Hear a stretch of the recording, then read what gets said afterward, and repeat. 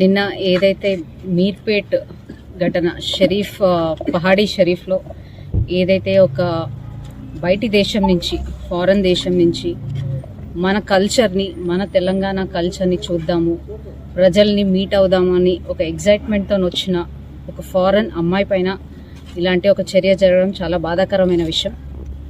తనకి మన రాష్ట్రము ఒక చేదు జ్ఞాపకాన్ని ఇచ్చి పంపిస్తుంది. తన నెల రోజులైంది ఇప్పుడు తనతో మాట్లాడడం జరిగింది, అమ్మాయితో మాట్లాడడం జరిగింది. అమ్మాయికి కేవలం 21 వయసు మాత్రమే. తను మన తెలంగాణ కల్చర్ గురించి, మన ఇండియన్ కల్చర్ గురించి ఎంతో విని దానిపై ఆసక్తి కలిగి ఒక నెల రోజులు ఇక్కడ హైదరాబాద్లో ఉండడానికి వాళ్ళ ఫ్రెండ్ ఇంటికి రావడం జరిగింది.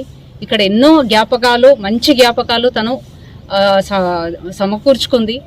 అట్ ద సేమ్ టైం ఇక్కడ ఉన్న కల్చరు, మొన్న కూడా గాజులు వేసుకోవడమే కానీ లేకపోతే బొట్టు పెట్టుకోవడమే కానీ అవన్నీ కూడా తను చాలా హ్యాపీగా ఎంజాయ్ చేసి మంచి జ్ఞాపకాలు 2-3 రోజులలో తను వెళ్ళిపోతుంది తిరిగి. ఆ జ్ఞాపకాలు తీసుకెళ్దామనే లోపలనే ఈ సంఘటన జరగడం చాలా బాధాకరమైన విషయం. తన చెప్పిన ప్రకారం తను యాజ్ అ ఫారెన్ లేడీ తను అందరూ బాగుంటారు, తను వచ్చిన కాడి నుంచి అన్ని మంచి జ్ఞాపకాలతో జరిగినాయి కాబట్టి అందరూ ఎలాగైతే ఫారెన్లో అందరూ స్నేహంగా కలిసిమెలిసి ఎలా ఉంటారో ఇక్కడ కూడా అలాగే ఉంటారని ఎక్స్పెక్ట్ చేసి తను నిన్న రంజాన్ టైంలో బయటికి వాళ్ళ ఫ్రెండ్ కూడా ఫారెన్ నుంచి రావడం జరిగింది. వాళ్ళిద్దరు కలిసి బయటికి వెళ్ళడం జరిగింది. బయటికి వెళ్ళి అక్కడక్కడ ఇక్కడ ఏదో మార్కెట్ ఉంది అది చూస్తూ కొంతమంది ఒక కార్లో ఒక 6 అండర్ ఏజ్ పిల్లలు, అంటే ఒక 15 సంవత్సరాల లోపు పిల్లలు ఒక 6 ఉన్నారంటే, ఒక డ్రైవర్ ఉన్నారు. వాళ్ళు ఇక్కడ ఏదైనా చూపిస్తాము అంటే నమ్మి అందరు ఫ్రెండ్లీగా ఉన్నారు, ఇన్ని రోజులు జ్ఞాపకాలు మంచిగా ఉన్నాయి కదా అని చెప్పేసి వాళ్ళని నమ్మి వెళ్తే వాళ్ళు అక్కడ మధ్యలో ఆగి తనకి కూల్ డ్రింక్స్లో ఏదో కలిపి వాళ్ళ ఫ్రెండ్కి ఇవ్వడం జరిగింది.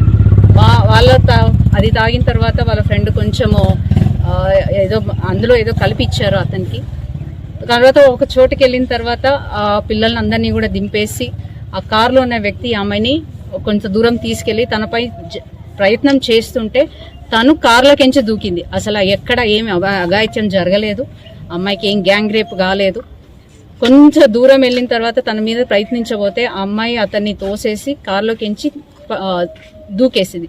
అక్కడ దూకేసిన సమయంలో కూడా వాళ్ళ ఫ్రెండ్ అక్కడ కనిపించడంతో వాళ్ళు వేరే వాళ్ళ సహాయం తీసుకొని ఆటోలో వచ్చి కంప్లైంట్ మన పహాడీ షరీఫ్లో వేయడం జరిగింది. ఇట్లాంటివి రోజు ప్రతి గంటకి ఒకటి మన తెలంగాణ రాష్ట్రంలో జరుగుతుంది. అంటే ఇప్పటికి మొన్నటికి చూసుకున్నట్టయితే నాగర్ కర్నూలు జిల్లాలో కూడా